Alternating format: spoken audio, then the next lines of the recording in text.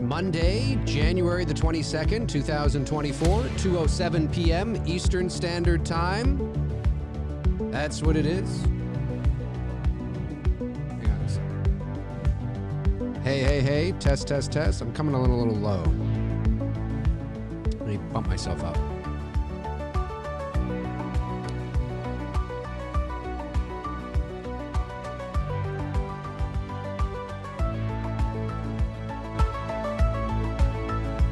Test, test, test.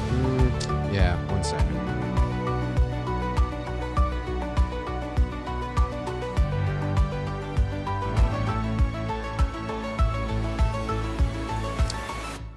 Oh, let me, yeah, I don't know why that is. Hang on a sec.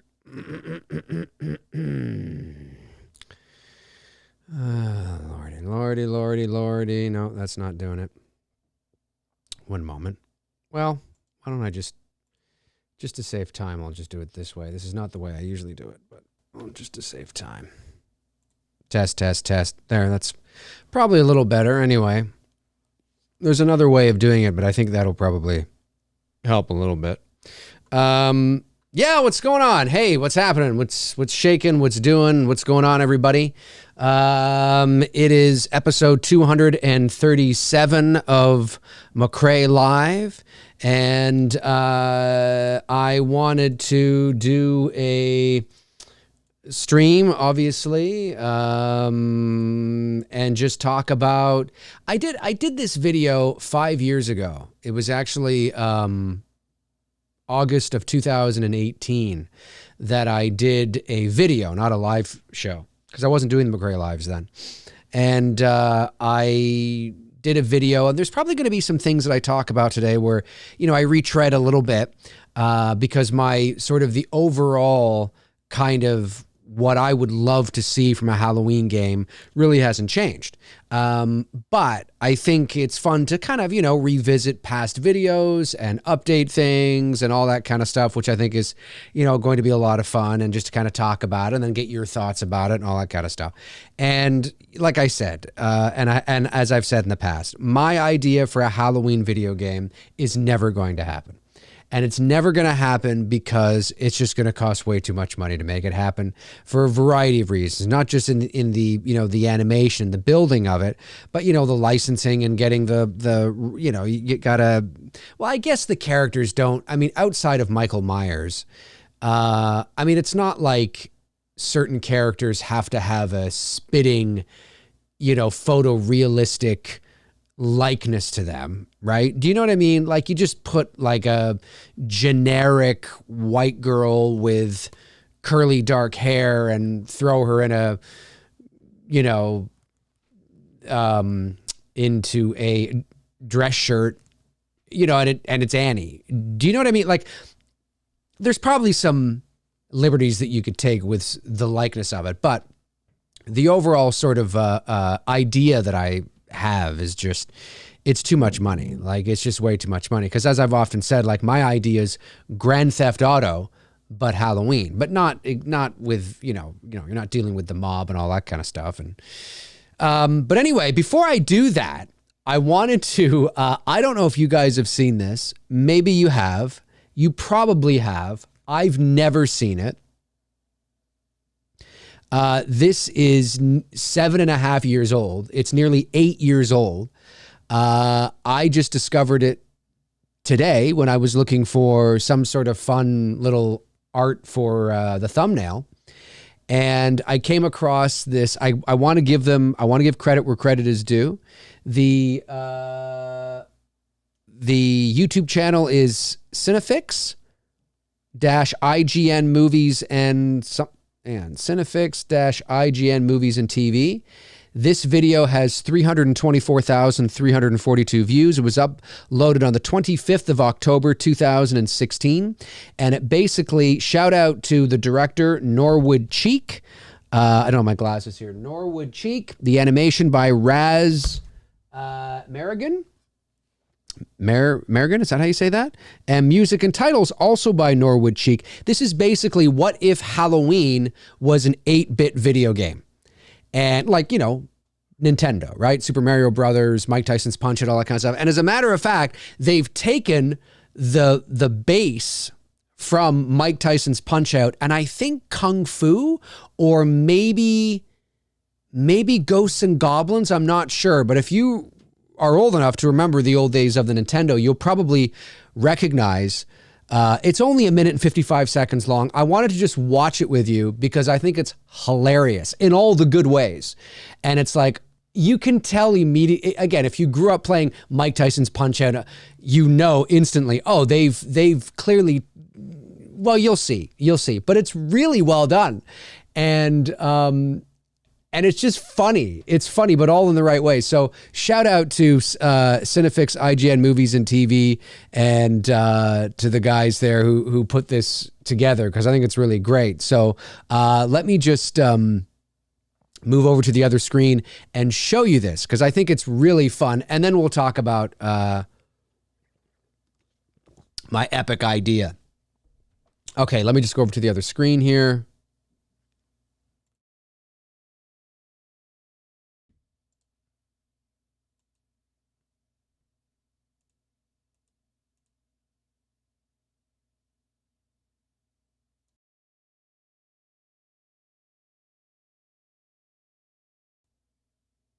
Test. Oh, there we go. Blah, blah, blah. Can you hear me? Is there a bit of an echo? Maybe there's a bit of an echo. 1 second. I feel like there's a bit of an echo. Test. There we go. Can you guys hear me okay? You probably can hear me okay, right? Just want to make sure. Sometimes OBS does this. I don't know why they do it, but sometimes they do. And they just screw everything up. Anyway, this is really funny. I've never seen this before. I thought this was really great. Let me also do that so you guys can hear it as well. Hopefully you'll be able to hear it. Okay, here we go. You ready? All right, this is great.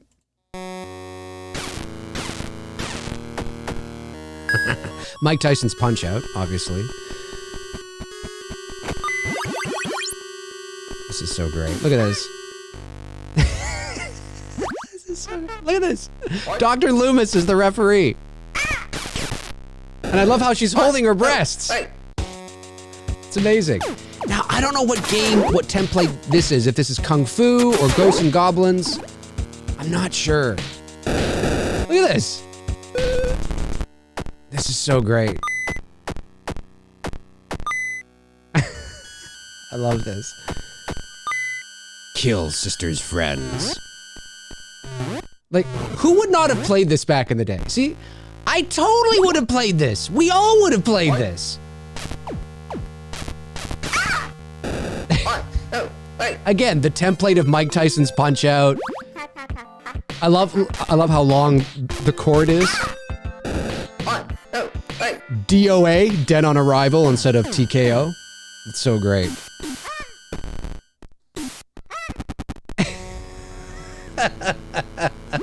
This is so good. I want to play this. It's not an actual game, obviously, but I really do want to play this game. Oh, he's back. He's back. What the hell's going on? Oh, it's the knitting needle. It's the knitting needle. Oh my God, Lou. What, was that the boogeyman? No, that's incorrect. That's okay. This is 8 years ago. They didn't know. Wasn't that great? And there's others as well, which is really, really, really cool. Anyway, I just wanted to show you guys that because I thought that, blah, blah, blah, blah. There we go. I thought that was so much fun. You know, I stumbled, again, it was uploaded like nearly 8 years ago. I had never seen it before. But I thought it was so great. Did I make this? No, Tabitha, no. Did I make this? Why would you think I would have made that? I'm not a video game designer. No, not at all, Tabitha. This is something that I found online that was uploaded, again, to Cinefix, IGN Movies and TV. It's got, 324,342 views, by guys that do this. And it was uploaded on the 25th of October, which I believe is the day when the original Halloween was released. That's probably why they chose the 25th of October. It was in and around there anyway, of 2016. So it's been up for a while, but I'd never seen it. And when I was Google imaging, searching for some cool, fun image to throw up as a thumbnail, I saw this and I thought this was really fun. So that's why I chose it. But shout out to them, guys. I mean, you've done an amazing job. I know I'm 8 years late to the party on this, but you've done a really good job. And I wish it was a real game, because I totally would have done it.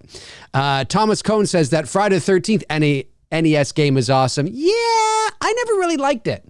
I always found it complicated to navigate it when I got inside the barns and things like that. But to your point, that's an 8-bit game as well, right? And this is what it would have looked like if you had Halloween as an 8-bit game. It's too bad they didn't do it. But anyway, so I thought that was cool. Okay, so let's talk about this Halloween game that I want. I'd love to see this. And I'll be honest with you. I'm going to be totally honest with you. And I know this is not the popular thing to say. Ask me again in a few years, and maybe my thoughts will be different. But as of right now, I could not care less if they made another Halloween movie. And that's not me speaking as somebody who hates Halloween. That's me speaking as a diehard Halloween fan who's content, who's fine. I've said many times, I've got the good movies, I've got the bad movies, I got the great movies, I got the good, the bad, and the ugly, right? And I'm okay. I'm not one of those fans, not that there's anything wrong if you are, but I'm not one of those fans that just wants to sit my ass down and watch Halloween movie after Halloween movie after Halloween movie for the next, it gets tiring to me. It gets lame to me.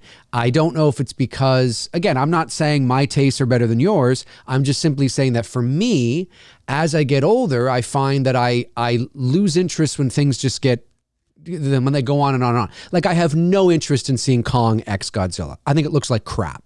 I'll be honest with you. Now, when I say it looks like crap, that's not me saying it is going to look like crap.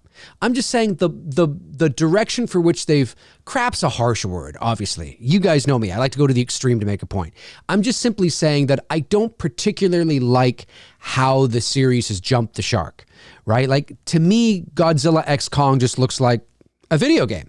And it just looks like a big animated cartoon, and there's no believability, there's no sense of scale. You've got Kong and Godzilla running beside each other, and like some heroic Miami Vice duo. Like, it's so far away from where we started in terms of the realism and the feeling and all that. I just have no interest. And I know, but Dave, it's just a dumb pop. Yeah, I get that. If you started out that way, great. But I always have an issue with, and this tends to happen because you run out of ideas and then the weird and unusual seep in. I take issue with movies that start off pretty grounded, and feel kind of real, and then they end up being fucking cartoons. It's like Freddy was like, whoa, and then he's a fucking loser. He's a carnival barker. It doesn't do anything for me. And so I hope Godzilla x Kong is good, but I watched the trailer and I'm just like, yeah, I'm not a fan. Not a fan. Maybe the movie will be great. Adam Wingard's a good director. I think it's Adam Wingard, right? Is it Adam Wingard? I think it is. But anyway, like I'm looking forward to checking it out, but I have no interest in checking it out. Do you know what I mean? Like, I look forward to checking it out, but the interest and the desire is not where I want it to be. I know that kind of sounds like I'm canceling myself out, but it's like, of course I'm going to watch it. And I look forward to checking it out, but I have no hype. I have no real interest. Like, I'll get to it when I get to it, kind of thing. And that's kind of tough. Anyway, I digress. But so when it comes to Halloween, I'm just like, I'm Halloweened out. I don't know what else to do. I know they're going to do a TV series. They're going to do this. And I'm like, okay, whatever. Now, a Halloween game, something we've never done outside of the Atari game from the early 80s. And I know there's the Dead by Daylight and all that kind of stuff. That actually interests me. That actually gets me excited. There's only two things at the moment that would get me excited. Now, that doesn't mean that there's not something that they're working on that they will announce, and I'll be like, oh, that gets me excited. I never thought of that. But the only two things at the moment that get me excited would be a Halloween video game at this level. I mean, listen, we'll take it. I get it. We'll take any level. But I mean, like, imagine if they did this. We'll talk about it. And, or rebooting Halloween, but like a reimagining of it, right? You know what I mean? Like I've often said how Tony, Michael, and I talked about doing like a film noir set in the 50s, and Loomis isn't a psychiatrist. He's a, Chicago detective, and it's set in like 1956, and it's, maybe it's black and white. I don't know, something to reimagine it. But I'll be honest with you. I have absolutely, that doesn't mean hey, I'm a Halloween fan, like I'm a Godzilla fan. Doesn't mean I won't be there to check it out. But I have no interest. If they were to say, if Bloody Disgusting were to release an article tomorrow that said, Trancas International and Miramax they're rebooting the Halloween franchise. They're rebooting the story. They're going to tell the story again. This time they've cast so-and-so as Dr. Loomis and so-and-so as Michael Myers and so-and-so will be directing. And I'm just like, even if it was like Mike Flanagan's directing or James Wan, I'm just like, it's just the idea of doing it again. You know what I mean? I just and maybe because we're still so relatively close to where we were, maybe my mind will be changed once we get more close to the 50th anniversary. Maybe by the time 2028 rolls around, I'll be like, oh, you know what? I'm feeling it. I could do it. But I didn't like the David Gordon Green trilogy enough to the point where I'm just eager to keep going. Do you know what I mean? Some people are just like, no, more. There's many different types of fans. There's me that care more about the quality than the quantity. There's fans that, not that they want a bad movie, but they don't particularly care about the quality as long as they get more and more and more and more and more, right? They always hope it's a good movie. I'm not saying they want trash movies, but it's not at the top of their list. Like for me, I'd rather have one Halloween movie that's great than 9 Halloween movies that are garbage, right? And there's a lot of people that don't feel that way, and that's okay. That's totally cool.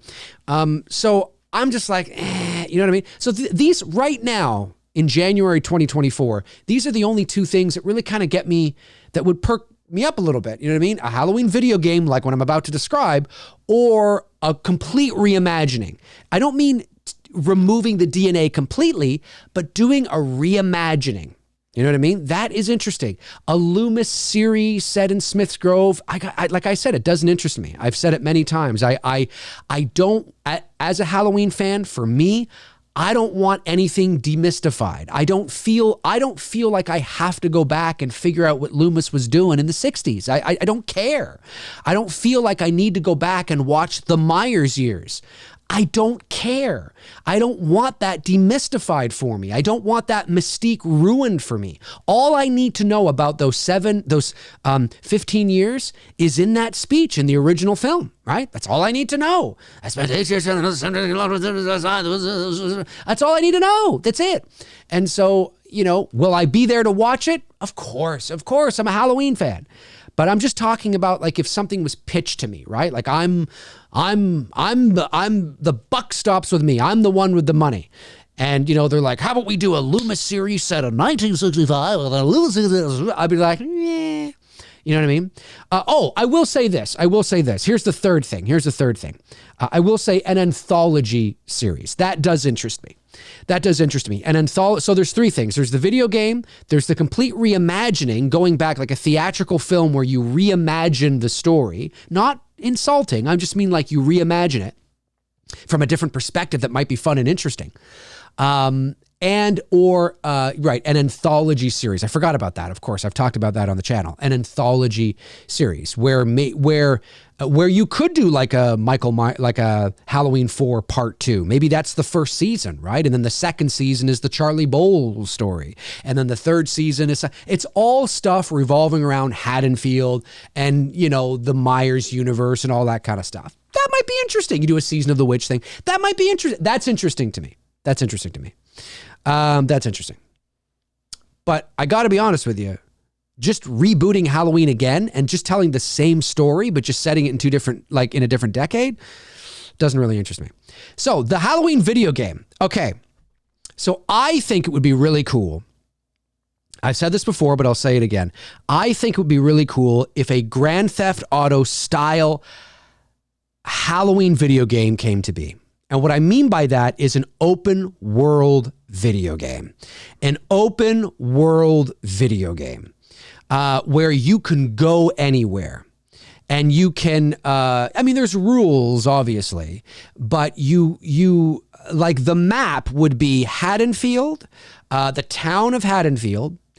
And I would say you could also drive, 15 minutes into the country where you get to Smith's Grove. There's the sanitarium. So you have Smith's Grove Sanitarium and that surrounding area. You've got Haddonfield. And I think you've also got Russellville as well. But these things, these towns and characters are not immediately available to you, right? And I think it would be really cool is if you can play. So you begin by unlocking, like you have to unlock certain things, right? And you have to solve certain clues in order to unlock them. So I think what you would do is, and this all always used to piss me off with some games, so I wouldn't want to do this. You have a choice. You either start as Dr. Loomis or you start as Michael Myers. So you can play as Myers and there's goals you have to do. What are those goals, right? So the very first level, we'll call it. Are there levels anymore to video games? I'm not a gamer. I don't think there really is. Probably, well, no, that's probably not true. Depending on the game, right? Depending on the game. But the first level, if you will, or the first mission, if you will, if you're playing as Michael Myers, is all about the first Halloween. Right? It's the first Halloween. Now, in order to be able to play the second Halloween and Halloween 4 and Halloween 5 and Halloween 6 and Halloween H2O and even the Rob Zombie's Halloweens and even David Gordon Green's trilogy, to get to play in those universes, you have to complete each level. Like you have to do it. And if you don't, well, then you don't get to that, right? So there's an incentive, obviously. You can't just pick which one, which Myers you get to play with or which Loomis you get to play with. No, you can't do that. You have to unlock these things. And I think it would be really cool if it starts at Smith's Grove. So you have to escape as Michael Myers. The graphics are top notch, like top notch. Okay. And not the 8-bit thing that I just showed you there, but they're top notch. And you start out as Michael Myers, or you start out as Dr. Loomis. You pick what you want to who you want to play as, and also the there's like what do they call them in games? Cutscenes. I guess they're called cutscenes. There are those as well, right? So like it's a totally pro game. It's not one of these games that look like proof of concept games. Like it's totally fleshed out. It's totally real. Totally. It's fully realized.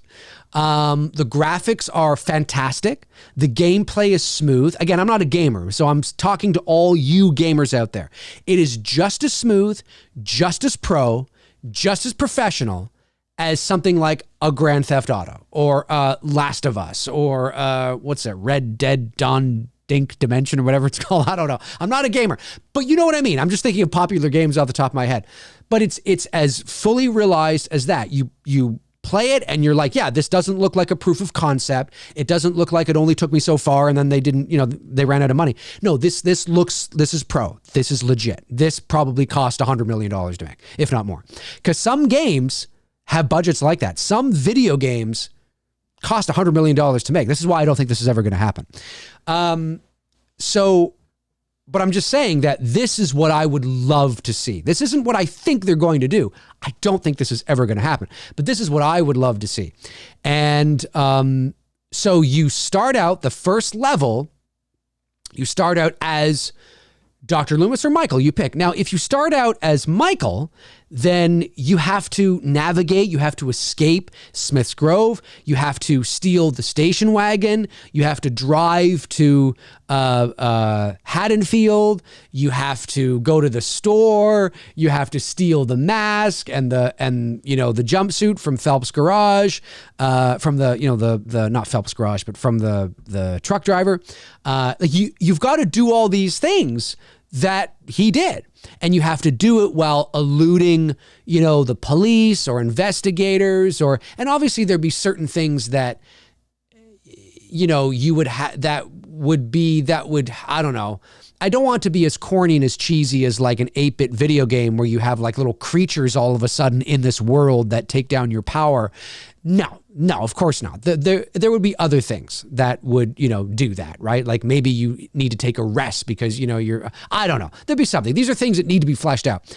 But that's what you do. And your goal, of course, is to find Laurie Strode. You have to do that. So maybe you go to the school and you have to be elusive as well. You can't be out there walking around. Even though this didn't happen in the movie, I think this would be good for the game in the sense of that part of the rules of the game are you can't just be like, if you're out during the daytime, you have to make sure that you're always behind a bush or you're in the car. Like you're always trying to be elusive because the second that you aren't, or you deviate from that, you walk too far out into the middle of the road, or you just walk into the school or something like, hey, what's going on, everybody?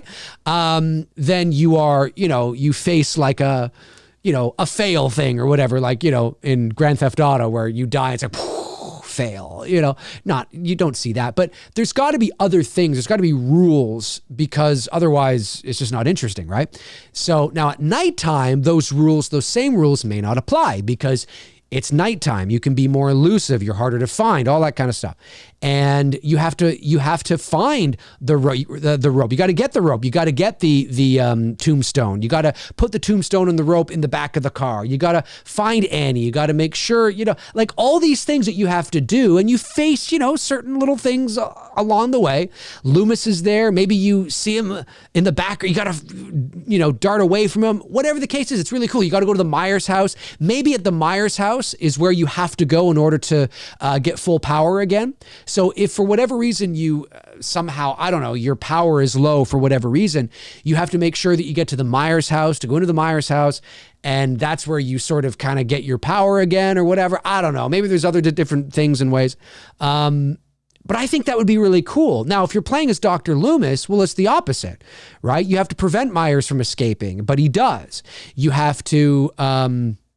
you have to go to Haddonfield. You get into the station wagon, or you get not into the station wagon, but into your car, and you travel there, and you get there, and you got to find Sheriff Brackett. You got to find, the graveyard keeper. You got to find, and look, it's not a beat for beat remake of the movie. I'm just saying that the motivations for you as a character, this is what you're doing. Like, this is your mission, right? And obviously you will face other things along the way that weren't in the movie because that makes the game more interesting. And maybe you meet other characters that come into your path that you get certain things from or whatever, right?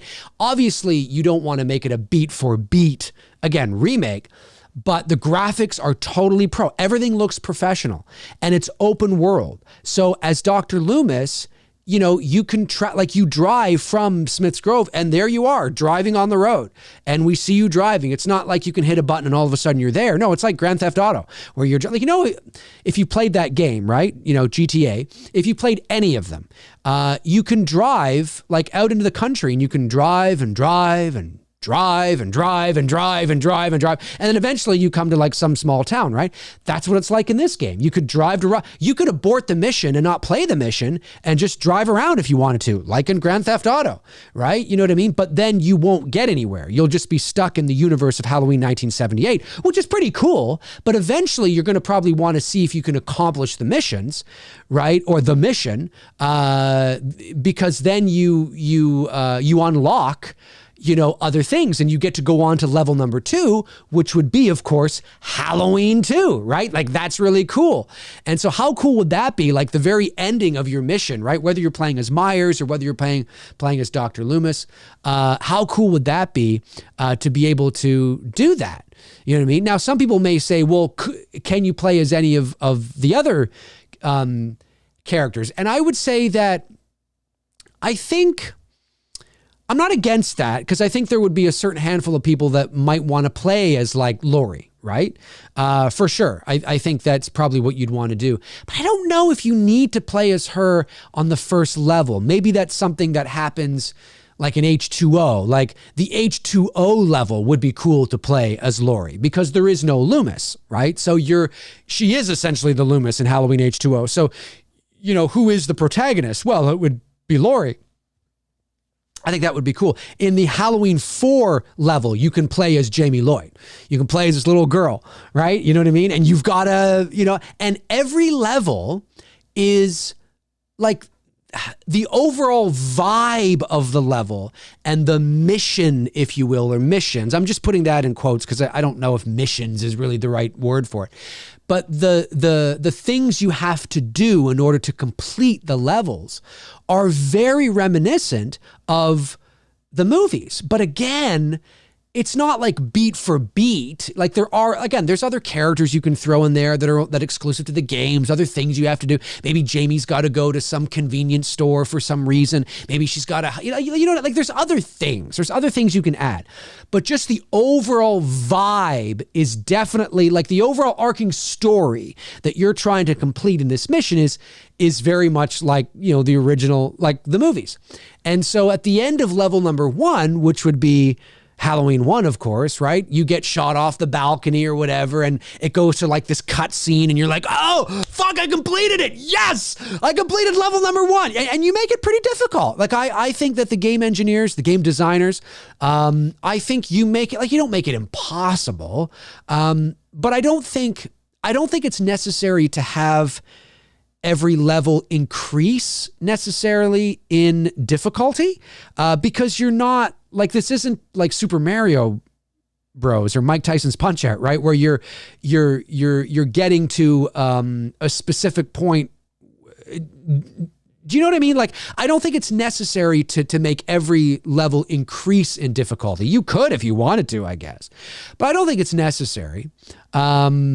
But it goes to this cut scene, and there it is, and you know, you're on the ground, and then you look and he's gone, and you look up and dun dun dun dun dun dun dun dun dun dun dun dun, you know, and then it's like Halloween 2, more of the night he came home, and then you've unlocked certain things. So maybe you've unlocked, you know, I think that would be cool too. Is that one of the things that you do along the way when you are in level number 1, one of the things you do is you are unlocking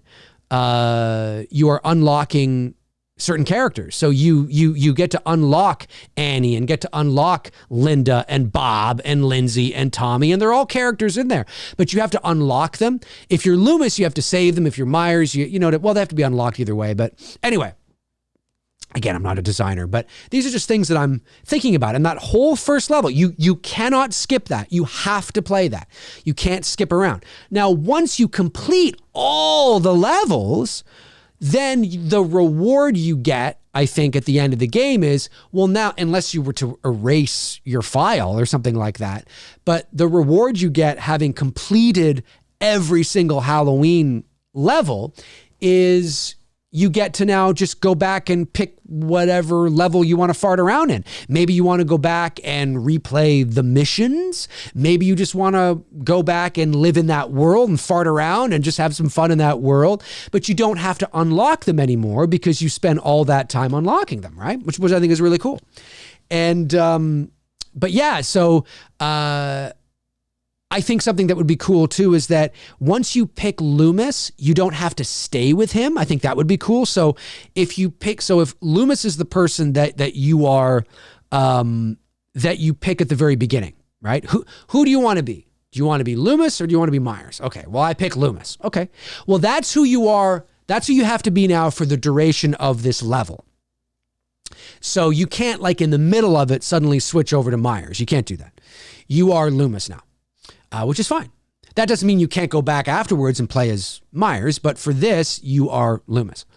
But at the end of the level, and you're just about to go on to Halloween 2, it gives you an option. Do you want to continue to play as Loomis in Halloween 2, or do you want to play as Myers in Halloween 2, which is pretty cool. And maybe, see, again, Laurie Strode, Laurie doesn't do much in Halloween 2. She's in a hospital bed for most of it. So that's why I think playing as Laurie in Halloween 2, I mean, maybe you can, like maybe one of the rewards that they give you is at the end of completing the first level, and you've completed Halloween 1, let's say, one of the rewards they give you is not only moving on to Halloween 2, but also if you want to go back and play that level again, you can play as Laurie if you want now, or you can play as Tommy Doyle or whatever. But there's not much for you to do in that level. Like, you're not really doing much. There's not much for you to do. That's why I chose Myers and Loomis in the first 2 movies, because really Laurie has more to do in the original than she does in part 2. But anyway, you know what I'm trying to say, right? And there's room to wiggle. I'm not a designer. There's room to figure all that out, how it makes sense. But that would be really cool. And remember, photorealism graphics, like totally pro what you play today on PS5. Like it's legit cutscenes that are fucking cinematic. I memean, it's wild. And then you continue on and you unlock Bud and Jimmy or, whatever, or, you got to kill Bud, in the hot tub and like, there's so not in the hot tub, but you know what I mean? But there's so like, yeah. So you go through it, you go through each level playing as Myers or Loomis.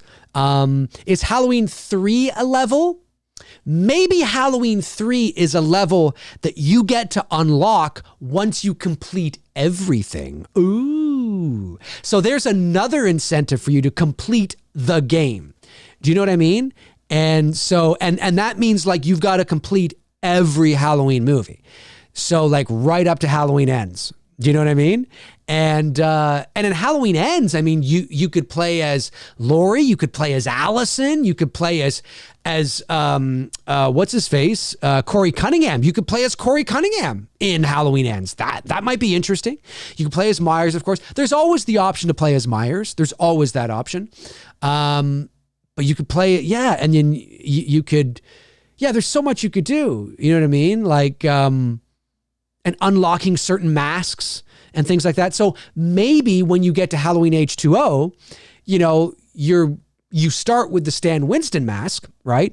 But as you go along, you can unlock the CGI mask. You know what I mean? And as much as we all hate it, as much as we cannot stand that CGI mask, as well as I do, we'd all be there to play it. I mean, we'd all want to unlock it and play as Myers on the H2O level in the CGI mask. We all would, right? So there's little things like that, right? You know what I mean? You unlock the Halloween 6 mask that they use in H2O. Maybe, in Halloween 4, you get to unlock the blonde hair mask, and maybe you get to unlock the, just the bandage Myers. You don't start like that, or maybe you do, but you got to unlock something to get the other I don't know. There's lots of things you could do. And it's not easy. It's not like extraordinarily difficult, but they make it fun. They make it fun and hard enough, challenging enough where you are you are entertained and thoroughly. But think about that. Like, imagine if that's what it was, right? Because I know there was a Dead by Daylight thing, and which was really cool. And there was another thing that they did too, or some other game, proof of concept, or whatever. And it is cool. Don't get me wrong, but I just think, how cool would that be? Like, it's not a video game where it's just one street, and you're limited with what you can do, right? And after you've played it for a day, you've kind of played the game. Do you know what I mean? Whereas when you're playing, something like I'm describing, there's always this need to want to come back to it because you want to finish this level. You're like, fuck, I keep getting shot by Loomis. Fuck, how did he? And he's like sneaky. That bastard Loomis is sneaky. He's hiding behind bushes. He's in cars. Bang, bang, you damn son of a bitch. And it's just like, you don't know, right? Again, like, it's not a beat for beat remake of the movies. It's just using the template of the movies as the foundation for the levels of the game. And that's what's really cool. And, but you want to go back because you want to get to, Halloween 4. I want to play as Jamie Lloyd. That'd be so fucking cool, man. You know what I mean? I want to get to Halloween 5. A big woman, a cookie big woman. I don't know. You want to, and Loomis in the level Halloween 5 is like more crazy. They make him more crazy.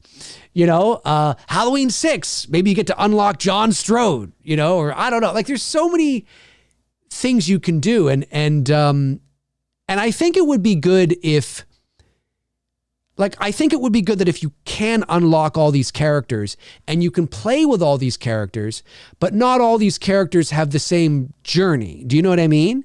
I think maybe some of the characters will get to the end of their purpose earlier. So if you wanted to play as John Strode in the Halloween 6 level, let's say, okay, you unlocked John Strode. Cool. Oh my God, this is awesome. I'm going to play as John Strode. And you can, but his life journey now that it doesn't take long to get to the end and he's done and he's, whatever the case is, right? And then if you were to play again, you're just doing that over again. Do you know what I mean?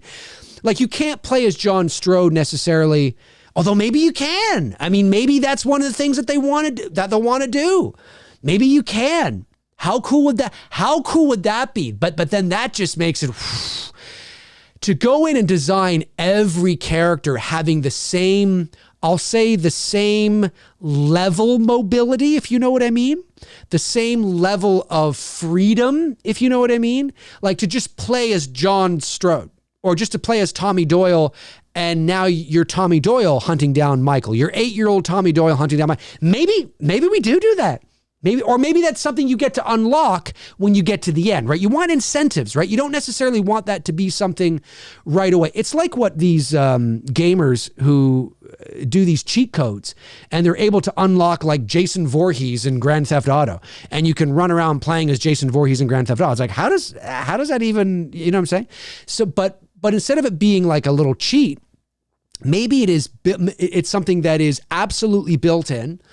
And it's intended to be that way. And when you get to the very end of the game, so you've completed level Halloween Ends, and you've unlocked all these characters, you're now able to go back and play the games again, but as different characters. Maybe there is no restriction now that I'm thinking about it. Maybe there is no restriction. Yeah, maybe there isn't. And that's what it is. And you just, but you can't do it right away because then there's no incentive, right? Like, if you can play as everybody right away, I think there needs to be some resistance. There needs to be a purpose, right? There needs to be a point. And I think that completing, once you complete level number 1, which is Halloween 78, you have unlocked Tommy Doyle and Lindsay and Annie and Linda, but you can't play as them.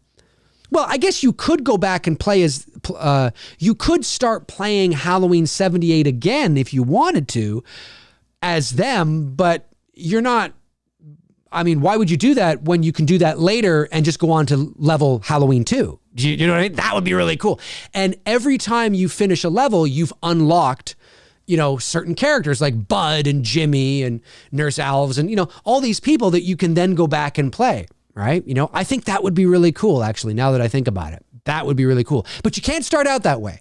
Like when the game begins, it doesn't say, hey, do you want to be Lindsay or Tommy or Annie or Bob? Or no. It's, are you Michael or are you Dr. Loomis, right? Because you're starting at Smith's Grove. And I think that's the way it should be. And I think you could totally make it eerie and creepy. And, you know, the night he escapes, there's a thunderstorm, which there was, of course, in the movie. There's lightning and thunder and all that kind of stuff. And you're Loomis and you got your flashlight and you're walking around dark Smith's Grove and you go outside and you're like, what are these people doing here? Or maybe you're in the car with Nurse Chambers. And I don't know. There's just lots of things you could do, right? And it might take you a while to complete level number 1. Like it might take you a while.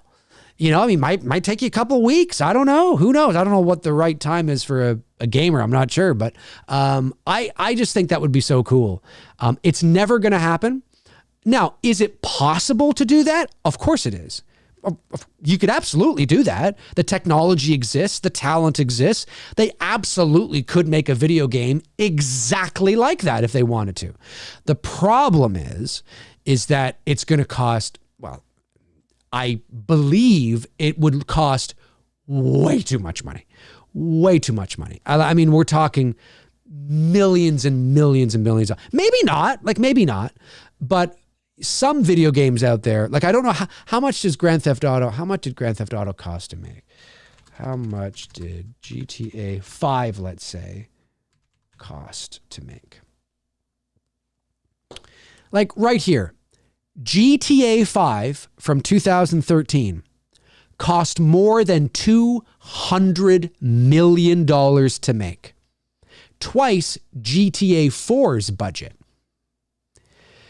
Mind you, it also generated close to $8 billion in sales. I'd say they made back their profit and then some, or their made a profit and then some.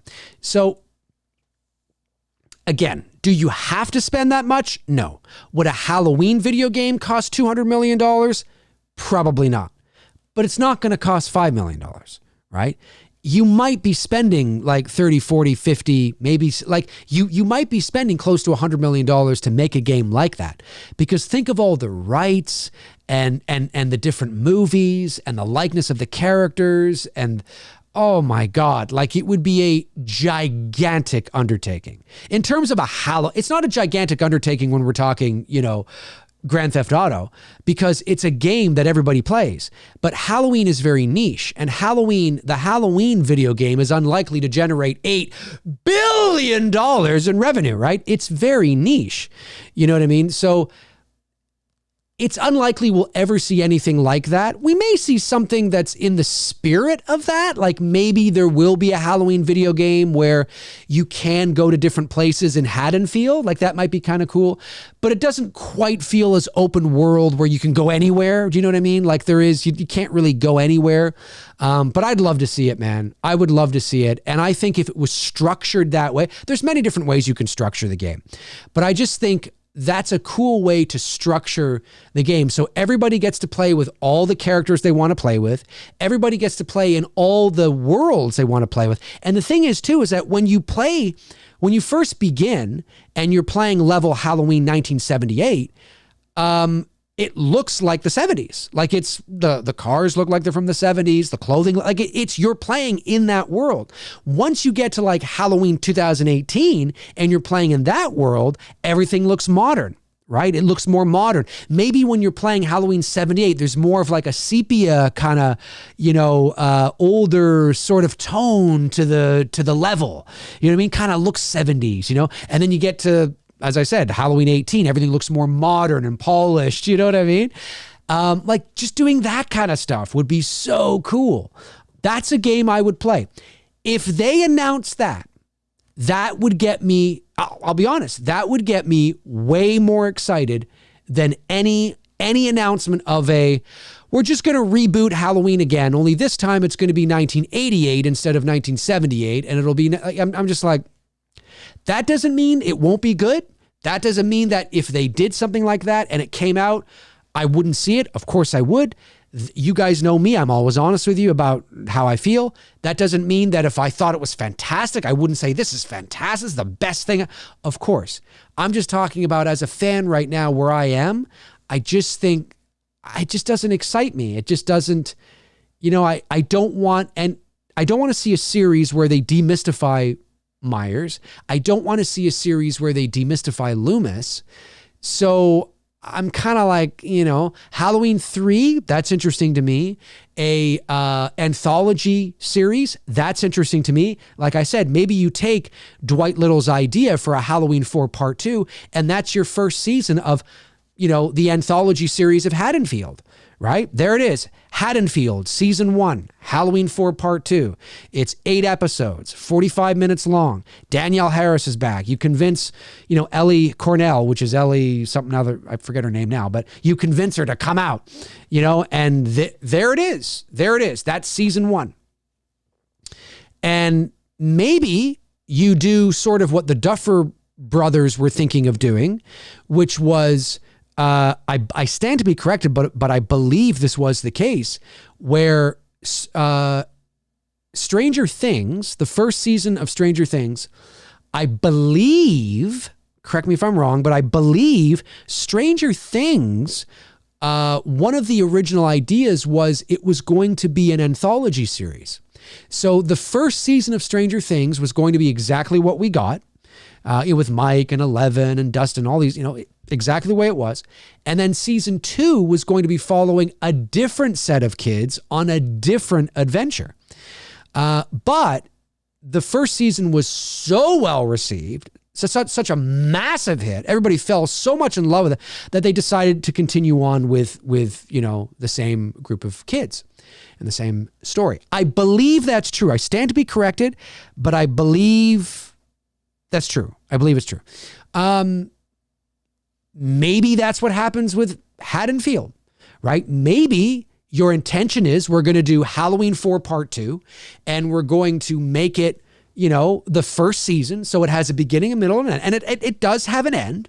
But if it's huge, people love it. People are going crazy. No, I want to know. Keep going. Maybe you have some kind of idea in the back of your head where you're able to extend it, and maybe it goes on with. I don't know. But the idea would be that season 1 is this, season 2 is this, season 3 is that, whatever the case is, right? That interests me. But and a reimagining of the Halloween story, not completely removing the DNA, but just doing something a bit different, that interests me. But as of right now, on January the 22nd, 2024, Malik coming out and saying, okay, we're going to reboot Halloween and tell the exact same story over again. So it's going to be about a little 6-year-old kid who kills his sister on Halloween night. He's locked up for 15 years. He escapes on Halloween or, the night before, much to the chagrin of his doctor. He goes back to Haddonfield to find his sister, Lori. And there's an Annie and there's a Linda and there's a Bob and there's a Tommy and there's a Lindsay. And we're going to have this person play Lori and this person play Loomis.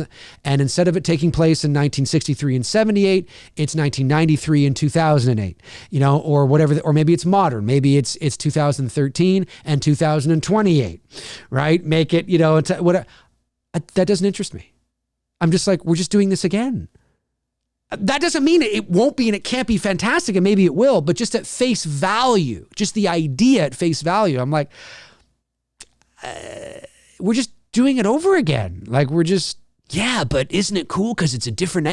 I'm just like, that's how I feel. But ask me again in 4 years, in 2028, when it's the 50th anniversary of Halloween, maybe I'll feel differently.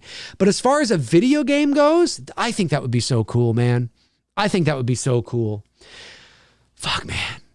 I don't know. It's just like, call me crazy, but wouldn't you want to play that? I mean, come on. There isn't anybody in the chat room right now that would not want to play that. If that was a game that they released, all you Halloween fans out there around the world, even if you're not a gamer, like me, I'm not a gamer. I had a PS4. I don't have it anymore. I don't have a PS5. I'd like to get a PS5 because I feel like I want to play some hockey again. But wouldn't you want to do, like, come on, even if you're not a gamer and you don't know, you would probably buy a PS5 or an Xbox just to play that game. I know I would. There's no way. There's no way they could release that game on, one of the consoles, and I'd have to get it just to play that game. Now, will it? Is it as popular as Grand Theft Auto? Of course not. Of course not. No, it's very niche, but it would be very cool nonetheless. It'd be very cool nonetheless. So you start out, every level is you play in the world of the Halloween films. And it goes Halloween 1, 2, 4, 5, 6, H2O, Resurrection, Rob Zombie's 1 and 2, David Gordon Green's trilogy, and then at the very end, one of the rewards is also unlocking the Halloween 3 world, which I think would be totally cool as well. And then you can go and play that, and you unlock all the characters. You can play as all the characters and all that kind of stuff. Now, can you play as John Strode in Halloween Resurrection? Could you take a character that previously died in one of the Halloween movies and play them in a movie that they don't exist? Like, could you take, 1978's Tommy Doyle and play him in 2018's Halloween 18? I don't know, right? These are things that you got to, again, like the stories have to make sense, and you don't want to make it too sort of, all over the place, but those are things you can talk about, right? And maybe you do, maybe that's one of the perks. By completing all the levels, you have so much freedom now to be able to go back and play. Like, you almost have more freedom because you've unlocked all these characters and all these masks and all these tools and weapons, right? I mean, there's weapons as well. You unlock the knitting needle. You can unlock, like you take, the butcher knife, but you unlock like other things that he's used, and all that, like the hammer. You have to unlock the hammer. You got to, I don't know. I mean, imagine the hospital, the Haddonfield Memorial Hospital on level number 2, you as Myers creeping around, all that kind of stuff, right? Like, imagine that. That's so creepy, right? Like in Halloween 2, Loomis doesn't get to the hospital till the end of the movie, right? And that's what I mean by the setting of the movies is the template of the level, but you playing as Loomis on that level, you can make your way to the hospital earlier. Like, do you know what I mean? Like, it's not like you have to go through all these hoops and you only end up with that. Like, it's not a beat for beat remake of the movies. It's just, again, using the template and the universes and the worlds created by those movies as your foundation to play in. And so if you want to drive right over to the hospital, you drive right over to the hospital, but he's not necessarily there. So you're Loomis and you're sneaking around the hospital, you're Myers and you're hiding, and oh my God. And the graphics are amazing, and it's just, fuck, man. I'm telling you, man, that's a video game I would love to see. That's a video game I am dying to play. But I just don't think it's going to happen. Anyways, folks, comment below and let me know your thoughts about everything that I said here about the kind of Halloween video game that I would love to see. Let me know your thoughts in the comment section. And yeah, what do you agree with? What you don't agree with? What would you like to see from a Halloween video game? I know I've talked a bit about this before in a video that I uploaded nearly 5 years ago, but I thought it'd be a fun thing to touch on again and talk about since, we don't know where the Halloween series is going right now. We have no idea. So I just thought it would be fun to jump on and talk about. So let me know your thoughts in the comment section below. So let's jump over to the chat room now and see what you are all saying. I believe there was one super chat that came in, so let me quickly get it. There was a couple actually that came in. Oops. There we go. We'll get Cody the Zombie. He's been a member for 2 months and says, hello, Dave. It's been a while. For me anyways. Hello, Cody. Nice to see you here. Josh McKenna sends in 1999 and says, I watched the remake of Mean Girls. It was originally going to be a streaming movie, but got a theatrical release. What determines if a movie is released theatrically or streaming, and why do things sometimes change? Well, Josh, I don't know. There's a variety of reasons why a movie will go to, some movies are made specifically for streaming. Some movies obviously are made specifically for the theatrical experience. Sometimes the studio or production company will change their mind. Listen, it comes down to business at the end of the day, right? There's a variety of reasons of why these things can change. Sometimes these decisions are made by committee and all this kind of shit. But generally speaking, if a movie was going to go to streaming, again, generally speaking, there's lots of reasons why. But if a movie, one of the big reasons, if a movie was going to go to streaming and then the studio changes its mind and puts in the theaters, it's likely because they feel that they can make money from it. They don't make money on streaming, right? There's no box office, right? So if it goes to theaters, there's a chance for it to make money. And if the studio feels, you know what? we have a really good movie here. This is really good at the test screenings were good if it had some. Not all movies test screen, by the way. But if it did, or if there's confidence in the product, there's confidence in the movie, I think this is really good. I think this is going to do well. They look at the landscape. Hey, it's January. It's this and that. What's the competition like? What's the counter programming? What do we do? Blah, blah, blah, blah, blah. How much did the movie cost? How much did we spend on marketing? You know what? Maybe we should release this thing in theaters, because even if we don't make all of it back, we can make some of it. And so there's those kinds of conversations. Is this a movie that's actually going to make a bit of money in the movie theater? At the same time, there's also the opposite of that, where sometimes there could be a movie that is made for theatrical, at least that's the intention, and it's just not very good, or it didn't test screened well, or, they're just like, maybe we shouldn't spend all this money on marketing and, theatrical distribution, and just try to maybe see if we can put it on. And especially if the studio owns their own streaming service, right? Like if you're Universal, you've got Peacock. If you're Warner Brothers, you've got HBO Max. Or it's just Max now.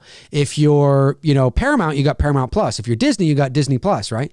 So, if you're one of them, you likely will be like, hey, you know what? Do we really want to spend all this money on marketing this for the movie theater? Or do we want to kind of spend a bit of marketing and just put it up on our streaming? It can be cheaper that way if they're not fully confident in the product. Again, I'm speaking generally. There's a variety of reasons that can come into play of why movies go to streaming that were originally going to go theatrical, and vice versa. But this is one of the big ones, right? Is just sort of like, is this the best avenue for us to take right now, based on the landscape, based on the time of year, based on, do we have confidence in it? Maybe we did originally, but maybe we don't now. What's sort of the pulse like of the interest, and what, all that kind of shit, right? And that sometimes can happen. I have heard of this remake. I didn't realize it was it's weird. It's like a remake, but yeah, it's like a complete remake. I don't know why they did that. I guess they're just updating it for today's girls, I guess. I don't know. It is what it is, but yeah. It's very strange, but that would be, again, generally speaking, Josh, that's why. Member chat from Josh as well says, I know you're into true crime. Have you heard of the Gypsy Rose, Gypsy Rose case? It sounds familiar, Josh. I'm going to have to look it up though, but it does sound familiar. Super chat from Brandon Collins, $2. Thanks, Brandon. Says, at the end of chapter 1, you pick which timeline. Maybe. Oh, which timeline? What do you mean? The end of chapter 1, you pick which time. Oh, I see what you're saying. Yeah, maybe that. Hey, that's cool. I like that. I didn't even think of that. So you pick, okay, do I want to go? I like that. That's another thing you could add in there, right? That's really cool. But since you've accomplished Halloween 1, Halloween 1 is, no matter which timeline, except for Halloween 3, of course, which is its one, it's its own thing. But no matter which Halloween timeline you go, whether you're going 1, 2, 4, 5, 6, whether you're going 1, 2, H2O, Resurrection, whether you're going 1, 2, 18 Kills and Ends, no matter which timeline you go, the original Halloween is canon in everything. So once you complete the first level, maybe there's an option for you to go off and do the Thorn trilogy, or to go off and do, to an H2O, or, whatever the case is, or maybe you do that. But if you want to then, and say you accomplish that, and then you come back and do the other timelines. I like that. That's actually a good suggestion. I like that. And then, Mike Skis sends in $10. Thank you, Mike. And says, get the people who made Alien Isolation to make a Halloween game. The POV is that game amplified the terror aspect, which would definitely work for a Halloween game. I don't know. I've never heard of the game, never played the game, never seen the game, but I will take your word for it, Mike. I will take your word for it. Gamers who are watching, do you agree? I don't know. I have no idea. Johnny T says, hey, Dave, is an epic McRae reimagining Halloween video in the cards? Maybe. I don't have, I mean, we've sort of talked about it. Like there's a Two Dudes episode where if you type in Two Dudes and some bullshit, Halloween reimagined or Halloween something or other, I don't know. It was a what if episode that Tony and I did a couple years ago now, I think. And if you search for that, we basically lay it all out, like what we would do. And I've talked about it off and on before, but it is, if you know where to look, Tony and I talked about it. And I can tell you that what we talked about in there, which was basically setting Halloween in the 50s. So you set it in, the 50s because it's the last decade, it's the nuclear family. It's the last decade before the sexual revolution of the 60s. It's before the Beatles. Maybe you said it in the early 50s. So it's even before Elvis Presley. And, people are still, generally speaking, very religious. It's a much more naive, innocent time. So you set it sort of in that time. And Dr. Loomis is not, he's not a psychiatrist. He's a detective from Chicago, and he's got to come from the big city to the small town of Haddonfield. It's black and white. It's a black and white film noir.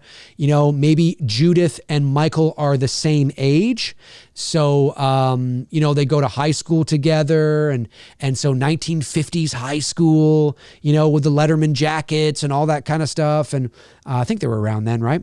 But you said it's a very eerie psychological horror film.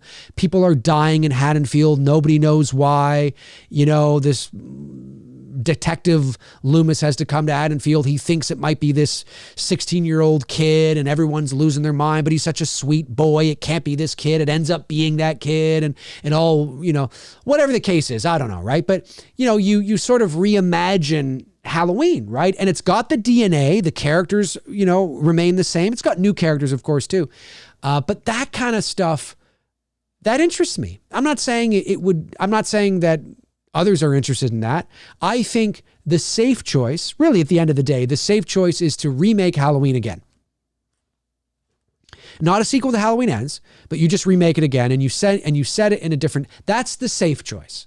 What do we do? Well, let's remake Halloween again. And it'll be 2003 and 2018, or it'll be 2013 and 2028, whatever it is. We'll just tell the same story again. We'll just go back to the well and make as much as we can because we know, and they do know this, they're not dumb. They know that we will be there and eat it up. Now, not general movie-going fans, which is really what they have to get on board with, right?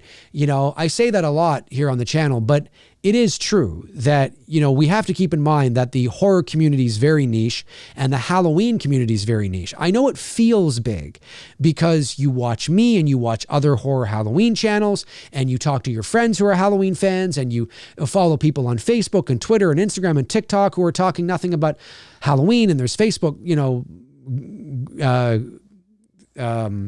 group pages and the hardcore Halloween fans are immersed in Halloween. So there's this illusion that's created that because it's very big in your world, there's an illusion that can be created that it's big, and it's like, it isn't.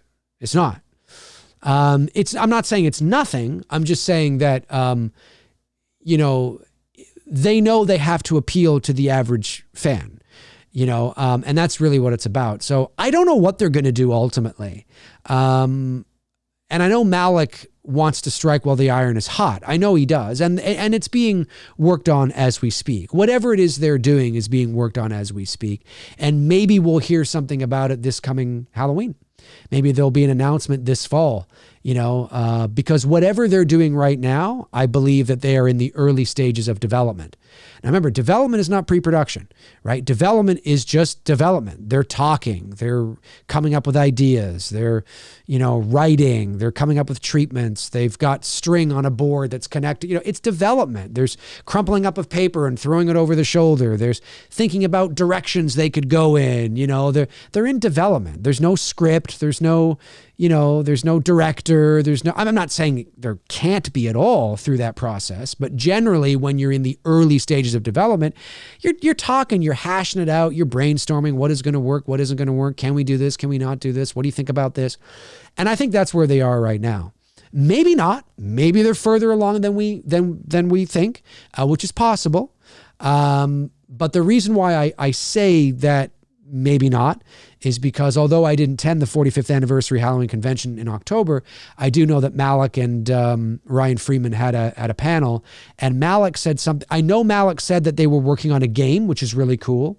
And I think I stand to be corrected. So if you were there, let me know, although the panel is on YouTube to watch. Malik said something to the effect of, and I'm paraphrasing, something to the effect of that, we're working on something right now and maybe we'll have an announcement soon. And, maybe he said something like announcements coming soon. Well, Halloween came and went and there wasn't anything. Now, I don't know if he specifically said at Halloween time, but usually when somebody says there's an announcement coming soon and we're going to have something for you really soon, 6 months don't go by.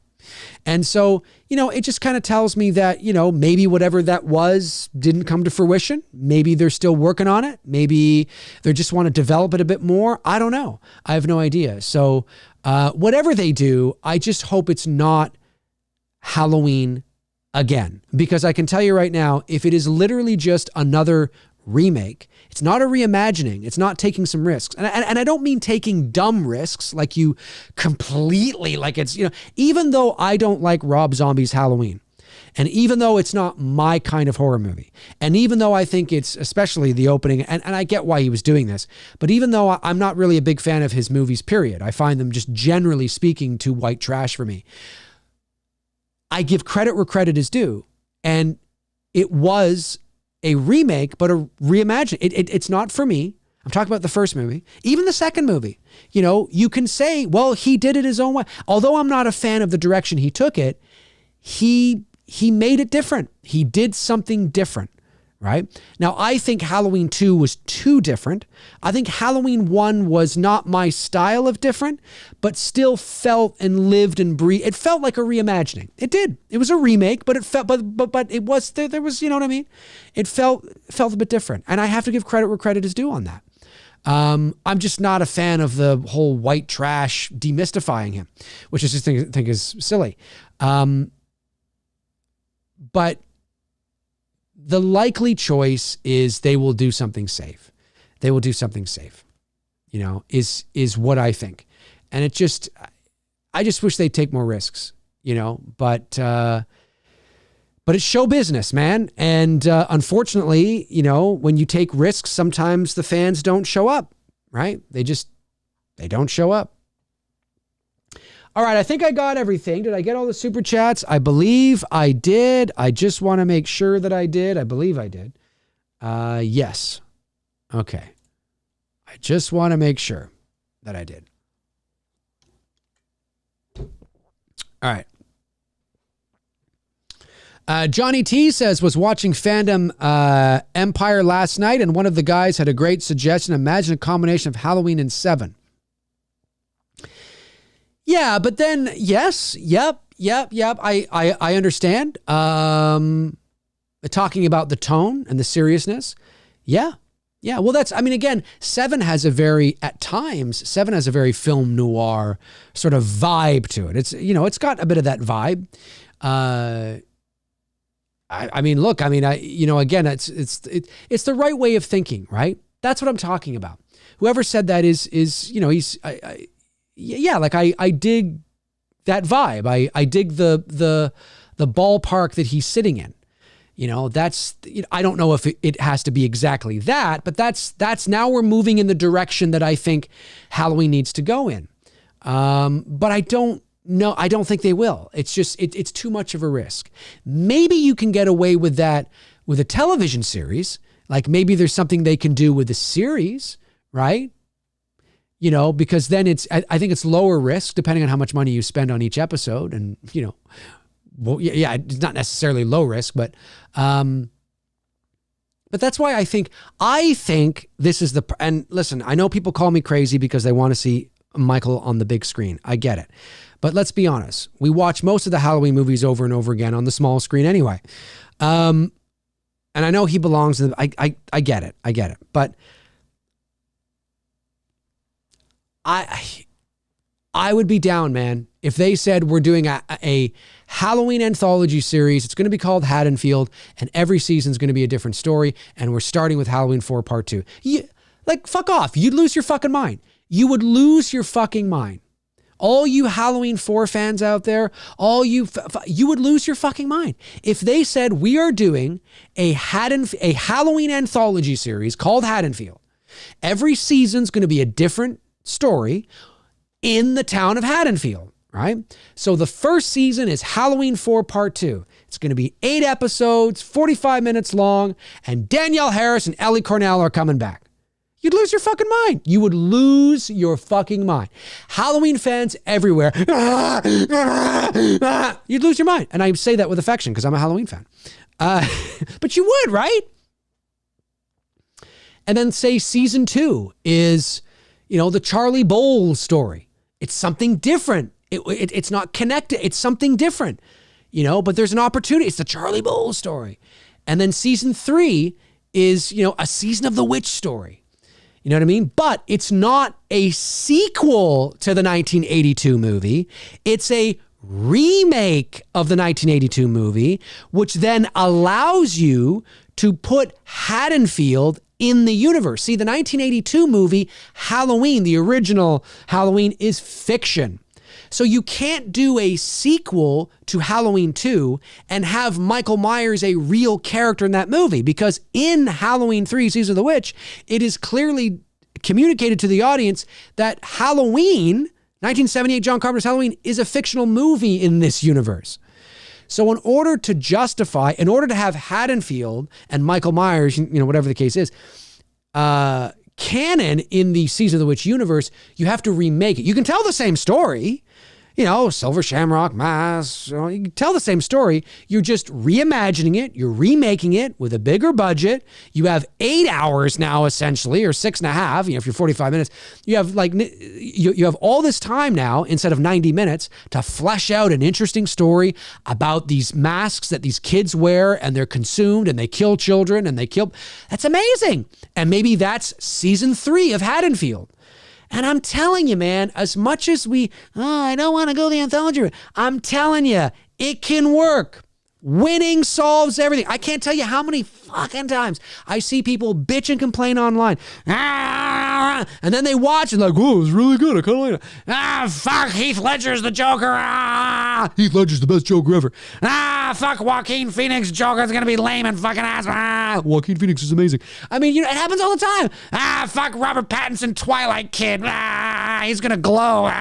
He was an amazing Batman. I mean, it happens all the time. When will we learn? When will we learn? I'm telling you, if it's written well, if it's done right, and the casting is really good, and they play it like Shakespeare. Again, when I say play it like Shakespeare, I mean they take it seriously, right? They take it seriously. They play it like Shakespeare, and it's really good. It's got maybe a 7 vibe to the series, depending on, whatever the case is. We'd all shut up. Nobody would complain. We'd all be like, oh, dude, did you see fucking episode 3 last night? Fuck, it was wild. It was wild. Dude, fuck, I can't wait, man. Oh, fuck, I'm tuning in. Oh, fucking wild. Haddonfield. It's fucking amazing, man. It's amazing. It's true. It's true. We wouldn't give a shit that it wasn't on the big screen. We wouldn't, even if it had Michael in it. And of course, if you do, the first season is, Halloween 4 Part 2. Of course, it would have Michael in it. You wouldn't care. Oh, I want to watch it. You wouldn't care. You wouldn't care. You think you would, but you wouldn't. Because it's great. It's great. Remember, now, if you are a fan of Stranger Things, or just think of a series that you love. I don't know, The Expanse, Succession, Stranger Things, Breaking Bad, Better Call Saul. Pick whatever it is. Pick whatever show you watched that you were like, oh, fuck, this is awesome. Imagine that. Imagine that feeling walking away. Fuck. I didn't think I was good at it. It's great. And it's great primarily because they have the time to make it great, right? They're fleshing it out. It's not 90 minutes. It's 7 hours. They can flesh out. There's a lot of character development. There's nuance. There's mood. There's atmosphere. You get attached. You get into it. You know what I mean? I think that's the next step. Because you've done it all on the big screen. We have the good, we have the bad, we have the ugly. We have 9 trillion different timelines. We have 9 trillion different masks. We have 9 trillion different iterations of Michael Myers. We have 9 trillion. We've done it. I just don't want to see another. That's what it is. I'm telling you right now, if they remake Halloween and it's just a remake of Halloween, it's just a different decade, then the movie better be called Halloween Again. It should be called Halloween ... again. Because what are you going to call it? Halloween? I mean, come on. The opportunity is there. And at no point, I'm not saying everybody likes the word anthology, but at no point in any other time in our entertainment history has the word anthology been more recognized and accepted. Back in 1982, what the fuck is this shit? In 2024? Oh yeah. Yeah. If it's going to succeed, now's the time to do it. Now's the time to do it. But I think a Halloween 4 Part 2, whatever that first season is, you got to hook people in. Whatever that first season is, you hook them in. You hook them in. That's why I say maybe the Halloween 4 Part 2 thing that, Dwight H. Little talked about, maybe that's your hook, right? That's your first season. And even if it, that's your first, because you don't necessarily want your first season to be the Charlie Bull story, right? Because it's kind of like, you want a hook. You want to get, and that would do it. That would totally do it. And then you go on. I'm telling you, folks, that's the way to do it. That's the way to do it. That's the way to do it. All right, let me see here. Aaron Click says, I'm glad I was never one of those doubters. I'd be embarrassed now. Doubters with... Must be talking about something else. I'm not really sure.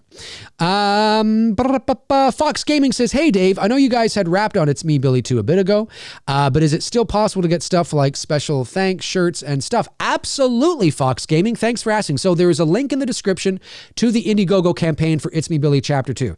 It's in demand. It will be in demand for a little bit longer, maybe till the spring or something like that, when we'll make an announcement that kind of like, hey, yes, it's still there. There's still one associate producer perk left. We would love to sell that off, guys. I mean, we would love to sell the final associate producer perk off, which would be amazing. But there's still hoodies, t-shirts, Blu-rays. I think there's autographs on there still as well. So just take a peek what's there, and any little bit helps. And you can also donate as well. Like, keep in mind, if you're not interested or you've already got your perks or whatever, you can go to the end and you can donate as well. And donations are not associated with any perks. So if you want to donate, and lots of people have. Lots of people donated $10, $5, $50, $100, whatever.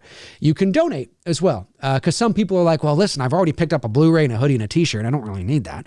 I don't want 9 Blu-rays and 10 t-shirts, but I still want to support. So how can I do that? And I say, well, if you go to the end of the perks, you'll see a donate here button. And that's how you do it. That's simple. So yes, thank you for asking. It will be there. Oh, thank you, Andrew. Andrew Stevens, one of our great moderators here, put the link into the chat room. Thank you, Andrew. I really appreciate that. So click on that and, any bit helps. Although we're wrapped, we're in pre-production now. So there's always costs that come with pre-production. So by all means, it's in demand, but we could always use a little bit of help for pre-production for sure. So by all means, any help is greatly appreciated. Aaron Click says, I'm talking about the actors playing the Joker, Batman. Oh, I get what you're saying. Yeah. No, I never doubted Pattinson. I remember when that was announced, I was like, oh, that's interesting. That's actually because he's a great actor. Isn't it fascinating? What does it say about, listen, I guess I just find it interesting. It is interesting to me. Like, I do understand it. I do get it. But it is interesting to me how there are people out there that actually believe that the actor who played, what was his name in Twilight? I forget. Edward. They can't disassociate character from actor. Do you know what I mean? Like, it's so fun. Like, I mean, look at Robin Williams, one of the great dramatic actors of all time. You know, watch 1 Hour Photo, watch even Good Morning Vietnam. Although he's hilarious in Good Morning Vietnam, there's a strong dramatic component to that too. And also watch Awakenings. Have you ever seen Awakenings with Robin Williams and Robert De Niro? It's fantastic. I mean, he's brilliant, you know, and I'm not saying Robert Pattinson's Robin Williams. I'm just saying that the principle of what I'm talking about, how people just, I don't know. I didn't doubt him. I was like, yeah, he looks like he totally could do it. He's a great actor. I've seen him in other things. Yep. Totally can see it. And he did. And now everyone's like, ooh. It always happens. It always happens. Always. Look at Ben Affleck as Batman. Ben Affleck. Now everyone's like, Ben Affleck's the best. You know, it happens all the time. All the time. That doesn't mean that there is never a case where, you know, there's an actor that you're excited about and then you're like, no, of course that happens too. Of course. But I do find it funny. Alex Shambach says, Dave, are you thinking an anthology like a new director every season and each season can go in any direction they choose, even springboarding off earlier seasons if worthy? Well, it depends on what we're doing, right? So it all takes place in the same universe. So these stories are all happening in the same universe away from each other, but they're not necessarily connected to each other. They don't necessarily overlap. I'm not saying that we create a cinematic universe where now the stories all kind of converge. You know what I mean? I think you keep them separate. They just all take place in the same world. And so I think a different director, yeah, absolutely. Because you see in television, which is what streaming is, the showrunners, okay, which is basically, you know, the producers, the executive producers, the showrunners, they're generally, they're the one constant through a series. And it's the directors that change from episode to episode or, you know, whatever the case is. When you're making movies, it's the other way around, right? It's the director that is the boss, you know what I'm saying? And the producer sort of takes a bit of a back seat once it goes into production. Although it depends on how hands-on a producer is, because sometimes producers can be very hands-on, much to the chagrin and annoyance of the director. Or if they have a really great working relationship with the producer, they welcome their presence on set. But a producer's job when you're producing a movie, again, I speak generally because there's always variables and different circumstances, but generally a producer's job is really involved, really boots on the ground during the development and pre-production stage, right? It's getting the movie together, getting the movie made, maybe hiring the director, you know, helping, you know, doing this, getting all these things together and, you know, producing, you know, getting it made. Once it moves into production, then the producer is there. Hey, we'll check in with a phone call. Maybe they'll visit the set, you know, for a few days or something, but now it's in the director's hands. It's the director's, you know, baby. With streaming, it's different. Streaming, the showrunners, the producers are there, you know, and it's the directors that tend to change from episode to episode. I mean, look at Stranger Things, right? The Duffer Brothers do not direct every episode. I think this is an opportunity to do that. Yeah, for sure. I wouldn't want the same director necessarily. Like maybe Dwight H. Little directs the first 2 episodes. Maybe he comes in and he directs the first 2 episodes of Halloween 4 Part 2 to get it going. And then you bring in somebody else to direct an episode, you know, or maybe not. Maybe he signs on to direct the whole first season. I don't know. It depends on how they want to do it. But whatever happens, I don't necessarily think Dwight H. Little is directing the second season. That has nothing to do with, you know what I'm saying? Like, I think they're different stories. So season 1 is Halloween 4 Part 2. Season 2 is, you know, Charlie Bowles. Season 3 is Season of the Witch. Season 4 is whatever, right? Maybe it's something that's made up that doesn't come from a foundation. I'm not really sure, but certainly I think that would be really cool. I think that'd be really cool for sure. Mike Mack, welcome to McCrazy level number 2. Mike, really appreciate you being here. And thank you for becoming a channel member, man. That's awesome. Thank you. All right, so not too many super chats today. I just want to make sure I haven't missed any, right? Let me go back. Let me go back. No, the last one was from Mike Skis, and I got that. Okay, just want to make sure. I'm not missing any. Just want to make sure. Aaron Click says, would it be too corny if they reimagined Halloween to have an intro taking place with druids sacrificing someone for Samhain, then cut to centuries later, modern times, time together? I don't think so. I mean, if that, you just have to make sure that, there's two ways to there's not just two ways, but, so when it comes to horror movies, there's two ways to play with your audience. The first way is that you put your audience in the same position as the characters on screen. So if you're so you discover whatever your main protagonist, right, the lead, he or she, when they discover whatever they discover, you are finding out at the same time as them. So you're never ahead of them. You never know anything they don't know, right? I tend to like those kinds of movies a lot, especially when they're like mysteries and psychological horror thrillers or something, because I love the unknown and I love mysteries and I love watching, like, you look at a movie like Prisoners, you know what I mean? Like, we didn't see who took the kids, right? And you could have written it where the audience knows what's going on. And that's the other way, right? The audience knows what's happened. They've seen it, but the characters in the movie don't know what's going on. So the enjoyment comes from us watching the characters discover and solve what we already know. Okay, so that's one way to do it.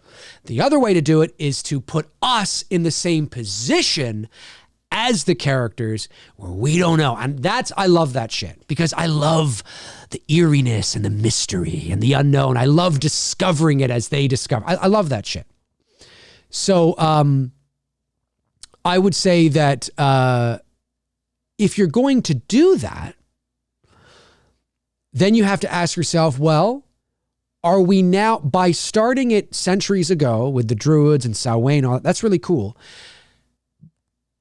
But are we now then, which we are now letting the audience know something that when we meet Laurie and, whatever, they don't know. So now we know the evil, where it comes from, potentially.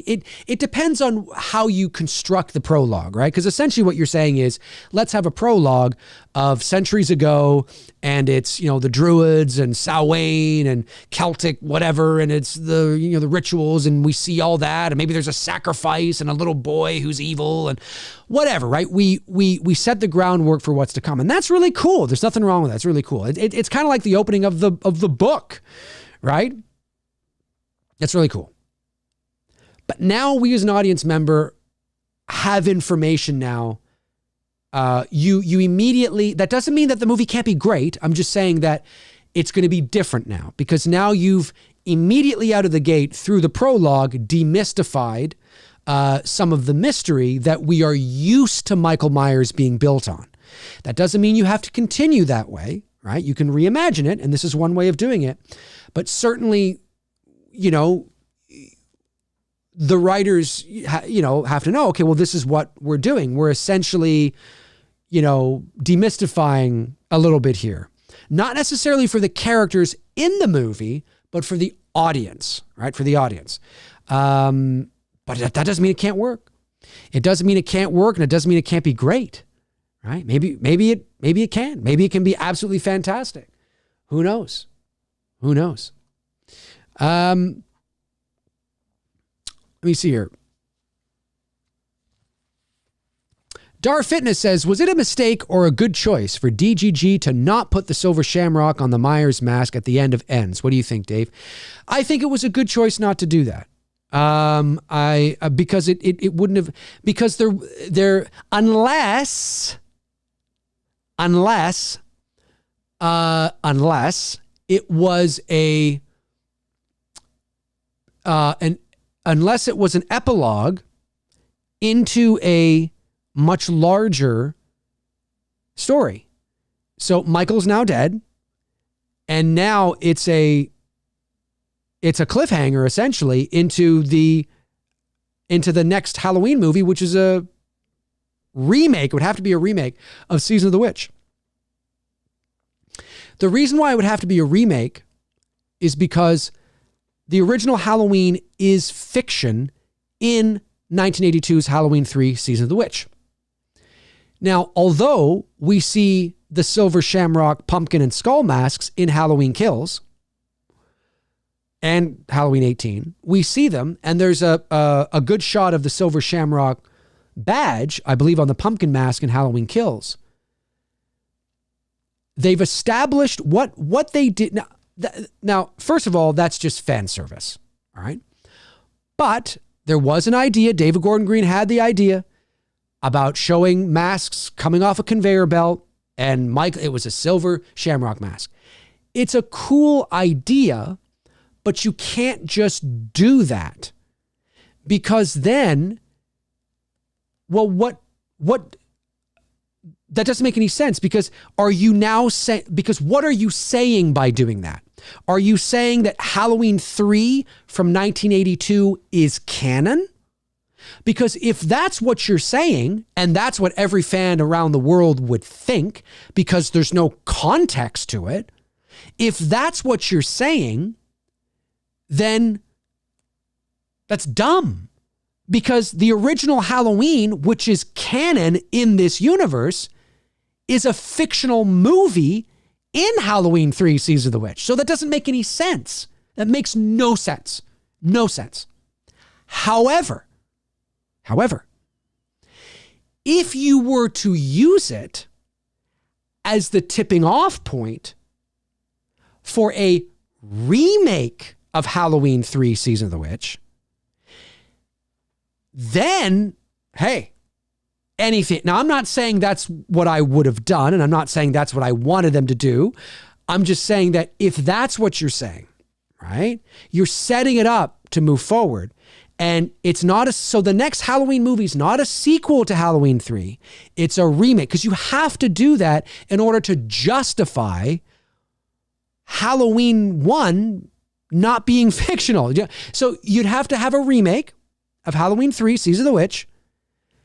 And, and then you don't show a TV ad for Halloween on the TV. You don't show Laurie Strode running across the street, the keys, in Halloween 3, which I think they do. So you'd have to remake it. But you'd have to know where you're going. It would have to be properly motivated. You have to already know where you're going. And that would be set up. If that was an idea, but Malick was like, I don't know, I'd say, don't do it. Don't do it. Because the audience is not going to know. The audience is not going to know unless there was something in the epilogue that told the audience, that clearly communicated to the audience that what they were doing is remaking Halloween 3 without coming out and saying, by the way, do you know what I mean? Like, there's got to be something that tips the audience, that clearly communicates to the audience. Because if there isn't, and all it is, I'm telling you right now, and you know this, if all it was they included an epilogue where, and I think Sean Clark was going to be in it. I don't know if they shot it or not. Maybe they did. But anyway, I don't think they did, but maybe they did. But if you're telling me that you're just going to have an epilogue where you're in a factory and a bunch of masks are coming off a conveyor belt and they're Michael Myers masks, and there's a silver shamrock thing and then you just cut to black and roll the credits, there isn't a fucking Halloween fan on the face of the planet that would sit there and go, oh, wow, so they're remaking Halloween 3. Nope. No, not at all. Every Halloween fan on the face of the planet, and I don't blame them, would sit there and go, oh, they're telling me that Michael Myers was connected to Halloween 3 from 1982. That's what that would communicate, because there's no context around it. It would clearly communicate that 100%. Even if that wasn't the intention, that's what it would communicate. You mean to tell me? Oh. And then you'd have, guys like me taking to YouTube going, that doesn't make any fucking sense. Why would they do that? And then you'd have people going, yeah, but Dave, you got to understand that maybe, And I was like, yeah, but don't do that. It makes no sense. Halloween 1978 is a fictional movie in Halloween 3. It's fiction. It's clearly communicated that it's fiction. Clearly. So you can't do that. You would have to know we are moving in a direction of a remake so we can get rid of that and reestablish the universe. That's what you'd have to do. You'd have to do. So for me, I would not have done that. I would not have done that. Because it would not have, what does it say? What are we telling the audience? That's what I would ask David Gordon Green and Danny McBride. I would say, okay, what are you telling the audience by doing that? And then they would say, well, we're saying that it's Silver Shamrock, Season of the Witch. I'd say, yes, but the original Halloween is a fictional movie in that film. So what are we saying? Well, it's just cool. It's just cool. It's fan service. Yeah, but it makes no fucking sense. You know what I mean? The fact that, I wouldn't have even got, for me, in Halloween 18, when you saw the trick-or-treaters run across the street in the skull mask, the witch mask, and the pumpkin mask, because I've had fans say to me, oh, but Dave, they're canon anyway. Yeah, but it's in the way that they did it. They don't draw attention to it. They don't focus on it.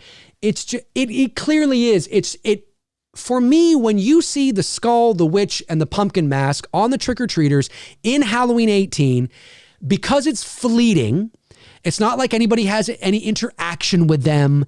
It's not like, you know what I mean? It's fleeting. It's just, they just run across, the frame, essentially.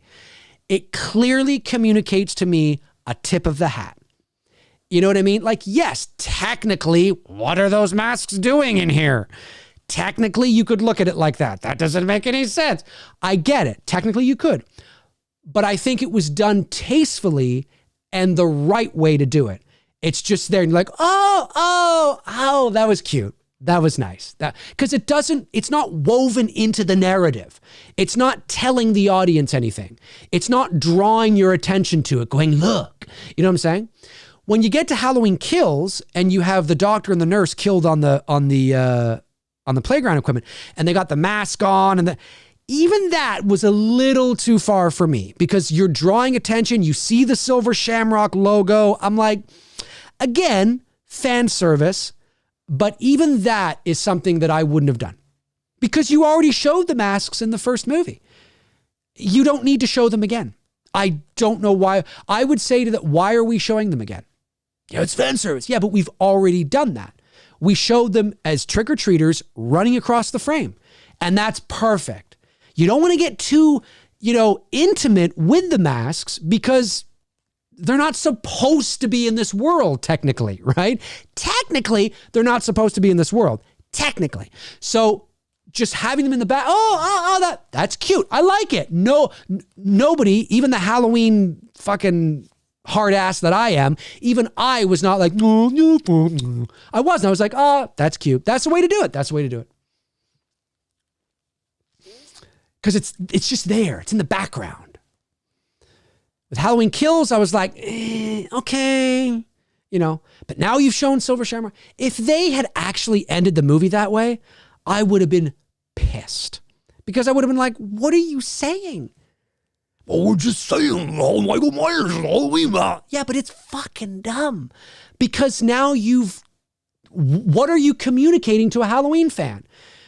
Like, you're giving them blue balls. You're just going, psych. It's like, what are you telling me, David? I don't know. Are you going to make another movie? Nope. Well, then don't do it. Because it makes no fucking sense. It's cool from a fan perspective, but I just wouldn't have done it. Josh McKenna sends in $9.99. Thank you, Josh, and says, you mentioned Robert Pattinson earlier. Have you seen him in his Twilight movies, and did you like those movies? I've seen the first Twilight. I did see the first Twilight. I think I saw the third one. I haven't seen them all. I haven't seen them all, but I think I have seen, I haven't seen them in years, but they're young adult girl teenager movies. They were well done, well produced. I was entertained. I thought Robert Pattinson was fine. I didn't think anything was, I'm not the target demographic, obviously, so I'm not like, oh, it was amazing. No, but I can intellectualize, and I can certainly see the draw. If I was a 13-year-old girl in 2008 or whatever, and I was reading those books, come on, right? Of course. So, but I think I've only seen 2 of them. I know I've seen the first one, and the third one or something. Whatever one that is the one, they're in like the mountains or something, and they're like in a tent or something. Whatever one that one is. I can't remember. I've seen that one. Brandon Collins says, anyone could have made those masks in that world. That would just be a nod and wink to the audience. I agree. I agree. I agree with what you're saying. But that's because, Brandon, I think you're more astute. I think you know as well as I do. You do that, and there'd be so many people that would be like, oh, I'm telling you, there would be I'm not saying everybody, but I'm telling you, mark my word, I am so confident in this. You end Halloween Ends showing the conveyor belt. Again, they've gone to the factory. We're in the Silver Shamrock factory. We're seeing the conveyor belt, the masks coming off the conveyor belt. And there it is. It was a Silver Shamrock. I'm telling you right now, it would be the worst thing to happen, because then you'd have everybody and their fucking uncle going, me is connected. The intention may just be fan service, but why? It's in the narrative. What are you communicating? It's too intimate.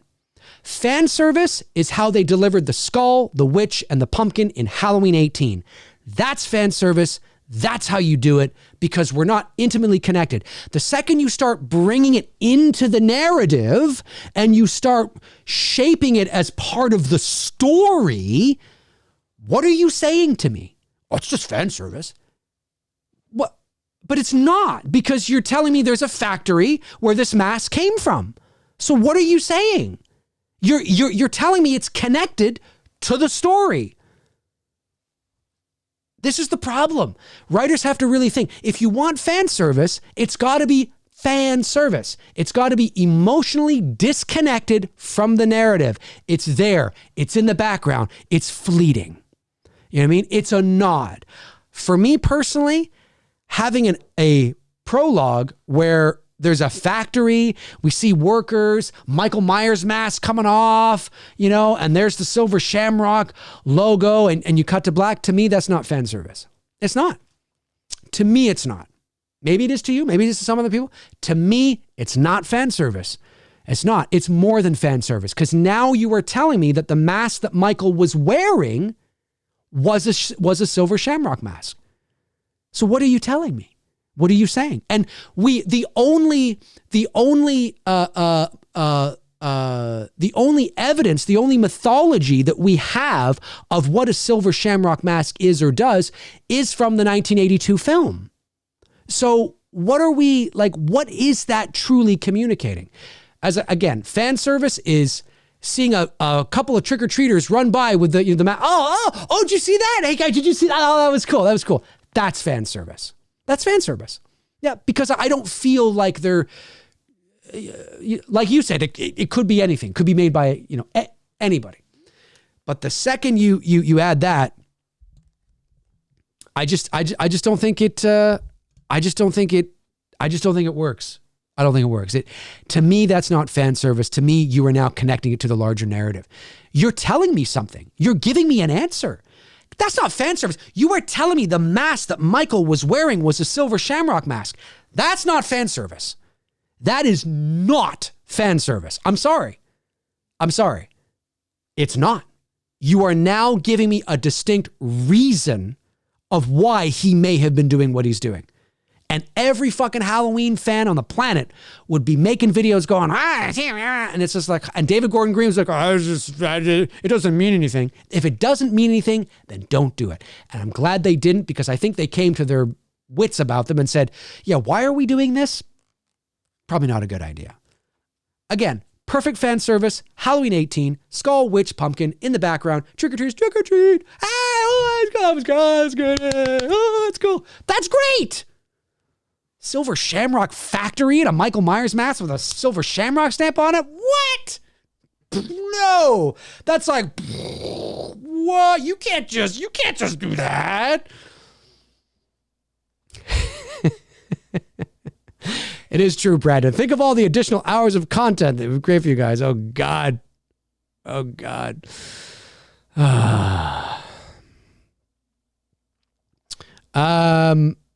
Scott Monroe says, I'm glad they didn't do that, given the films we got. DGG didn't lean into the mask being a definitive plot point motive in his trilogy, despite foreshadowing it. If that had fully leaned into that.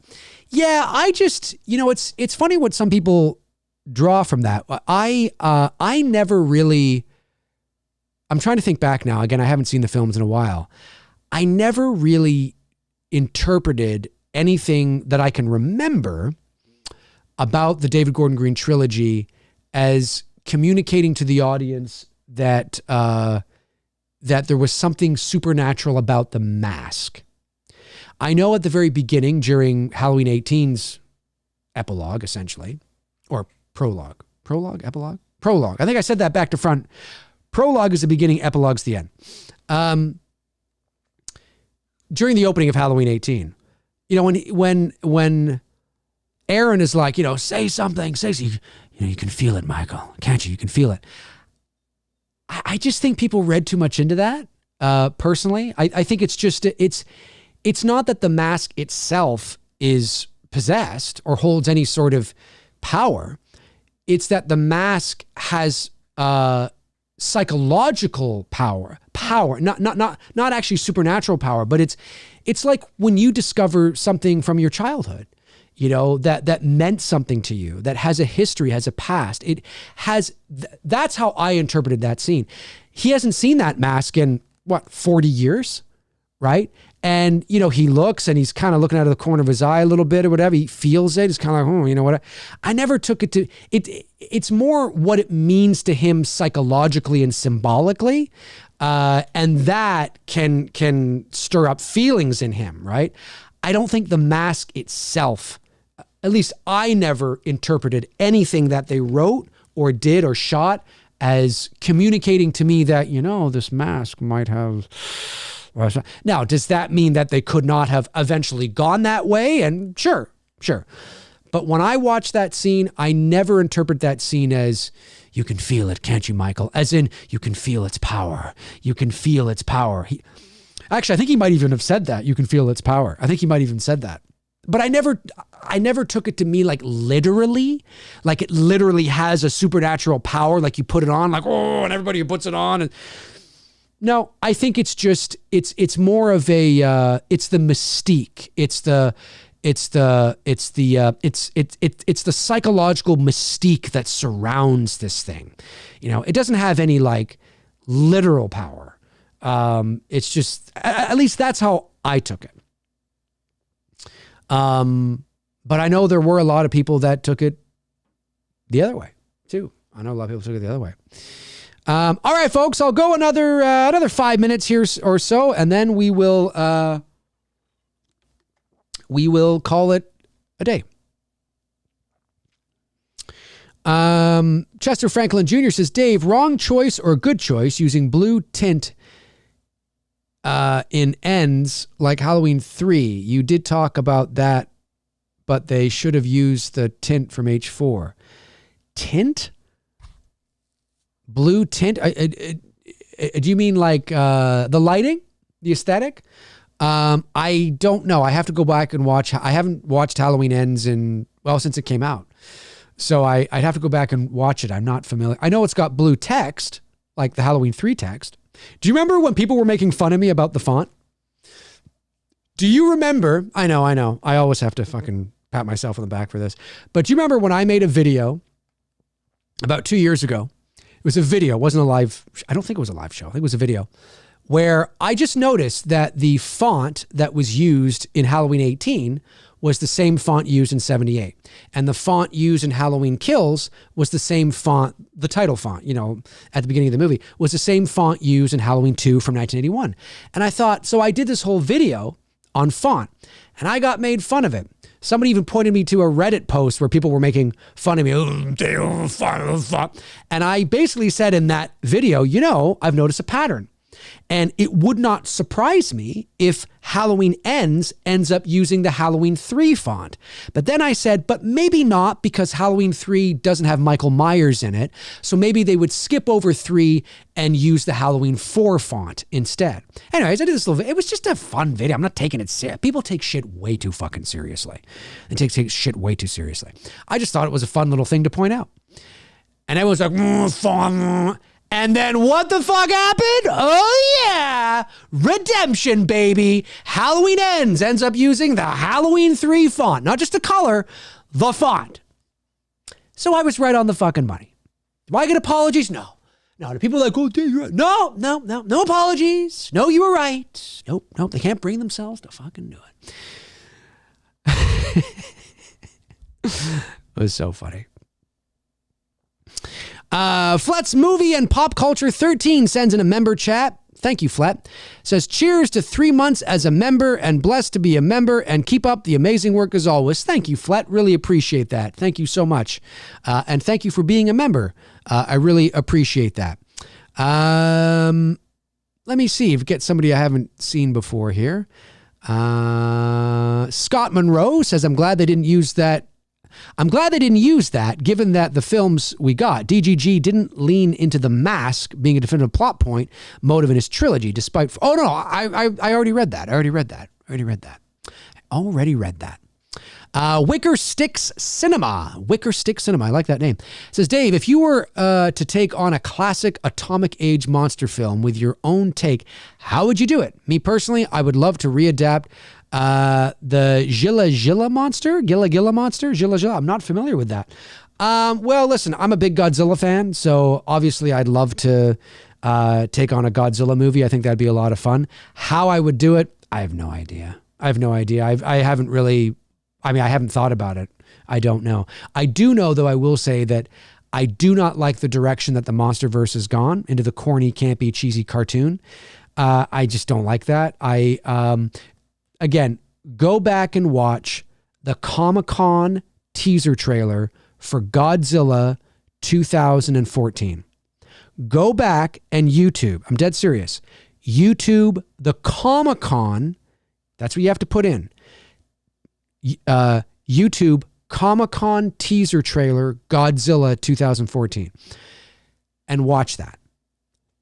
That, although I wasn't a huge fan of the movie, that teaser trailer felt just as every bit as fucking serious as Oppenheimer. Now, maybe it's also because they have Oppenheimer's famous I am the destroyer of worlds, or whatever it is, the death of worlds, destroyer of worlds speech. They have that playing over the destruction that you see. But there's a vibe. There's a feeling. There's a feeling of seriousness. Like you're about to watch a serious, epic science fiction drama. Like it's just, it takes itself very fucking seriously. You know what I mean? And it hooked me. I was like, oh, fuck, but it's Godzilla, And then at the end of that teaser, during the destruction, there's all this haze, and they just kind of pan up to Godzilla, and you just see his, profile, and he does the Godzilla roar, the famous roar, and just cuts to black. It's like, Godzilla. It's just like, oh, fuck. It's like, fuck. Like, it just felt so serious and epic. And like, this is not Godzilla X Kong. It felt serious. You know what I mean? And so like the stakes and everything. Now, was the movie as serious, and did it live up to the hype that that Comic-Con teaser did? No. But I still think the the God, although I'm not a big fan of, there's things I do like about it. The Godzilla 2014 film, it just had a grit. It felt like it just, again, I do have issues with it. And if you follow me for any length of time, you know what they are. But man, I'm telling you, it was serious. Like that's what I would do. I would have no interest in directing a Godzilla X Kong. Godzilla X Kong, I know I've been harsh on the trailer, but it just looks campy and cheesy, and it just looks like a cartoon. It just doesn't look real to me. It doesn't have any, it doesn't, again, watch the Godzilla X Kong teaser, I guess, whatever it is, trailer. Watch that, and then watch the Comic-Con teaser trailer, Godzilla 2014. Fuck, where did that go? Where's that feeling? You know what I mean? And I'll be honest with you, although I've yet to see Godzilla -1, I think from everything I'm hearing, I'm not saying it's like but from everything I'm hearing by people who've seen it, it's part of the reason why they love it. It feels real. The characters are really well developed.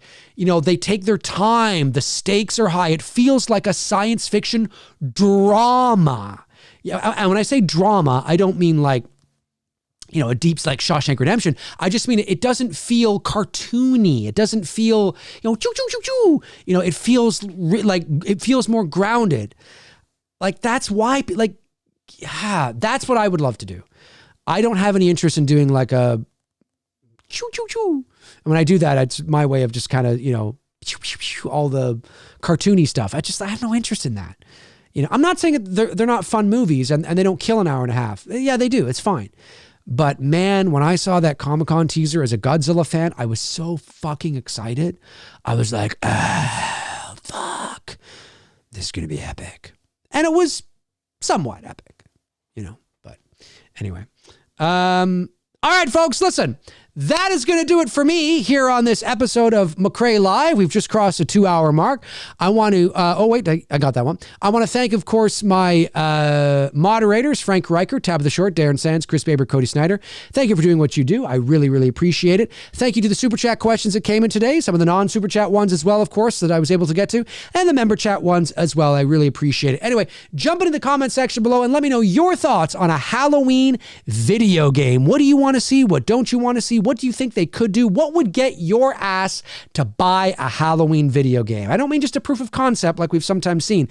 I mean a full-out video game. What do you want to see? Jump into the comment section and let me know your thoughts. I would really like to know. Have a great rest of your Monday, everybody. I hope you have a great rest of your Monday, and I will be back very soon. All right, folks. In the meantime and in between time, I will talk to you soon. All righty. Cheers.